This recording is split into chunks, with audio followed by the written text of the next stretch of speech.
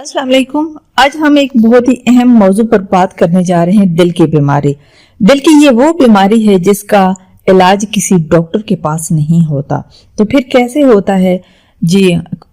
قرآن پاک میں ارشاد باری تعالیٰ ہے سورۃ بقرہ آیت نمبر 10 میں، فی قلوبہم مرض فزادہم اللہ مرضا ولہم عذاب علیم بما کانوا یکذبون۔ ان کے دلوں میں بیماری ہے تو اللہ نے ان کی بیماری کو اور بڑھا دیا اور ان کے لیے دردناک عذاب ہے اس وجہ سے کہ وہ جھوٹ بولتے تھے۔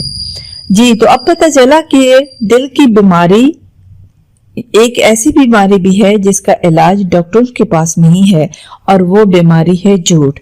جب انسان جھوٹ بولتا ہے تو اس کا دل بیمار ہو جاتا ہے، اور قرآن مجید میں یہ بیماری جھوٹ، نفاق اور دل کی سختی کی صورت میں بیان کی گئی ہے۔ جھوٹ انسان کو نہ صرف حق سے دور کرتا ہے بلکہ اس کی روحانی اخلاقی تباہی کا سبب بنتا ہے۔ قرآن پاک میں اس ارشاد باری تعالیٰ نے جھوٹ کو محض ایک برائی نہیں بلکہ دل کی بیماری قرار دیا ہے۔ یہ بیماری زہری جسمانی بیماریوں کی طرح نہیں ہے جیسے دواؤں سے ختم کر دیا جائے، بلکہ یہ انسان کی روح کو کھا جاتی ہے، اس کے کردار کو برباد کر دیتی ہے اور سچائی سے دور کر دیتی ہے۔ جب جھوٹ زندگی کا حصہ بن جائے تو دل پر مہر لگ جاتی ہے اور انسان حق کو پہچاننے کے باوجود اس سے انکار کرنے لگتا ہے۔ دیکھا کہ یہ وہ بیماری ہے جو دل میں پیدا ہوتی ہے لیکن اس میں کسی دوائی کا اثر نہیں ہوتا۔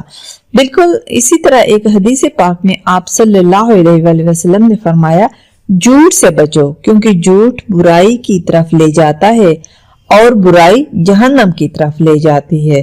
اس فرمان نبی صلی اللہ علیہ وآلہ وسلم سے یہ حقیقت واضح ہوتی ہے کہ جھوٹ دل کو بیمار کر دیتا ہے، انسان کو گمراہی کی راہوں پر ڈال دیتا ہے۔ مزید آپ صلی اللہ علیہ وآلہ وسلم نے فرمایا کہ جھوٹوں سے بچو۔ جھوٹ اور خیانت صرف گناہ نہیں بلکہ نفاق کی جڑیں ہیں۔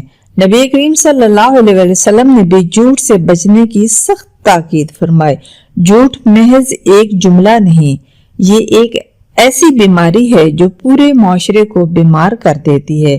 جب دل جھوٹ کی عادت سے بیمار ہو جائے تو اعتماد ختم ہو جاتا ہے، رشتے کمزور پڑ جاتے ہیں اور معاشرتی سکون برباد ہو جاتا ہے۔ یہی وجہ ہے کہ قرآن پاک میں جھوٹ کو نفاق اور بدبختی کی جڑ قرار دیا گیا ہے۔ آپ صلی اللہ علیہ وآلہ وسلم کی سیرت سے اگر ہم دیکھیں تو آپ نے ہمیشہ سچائی کو اپنایا، حتیٰ کہ دشمن بھی آپ کو صادق اور امین کہہ کر پکارتے۔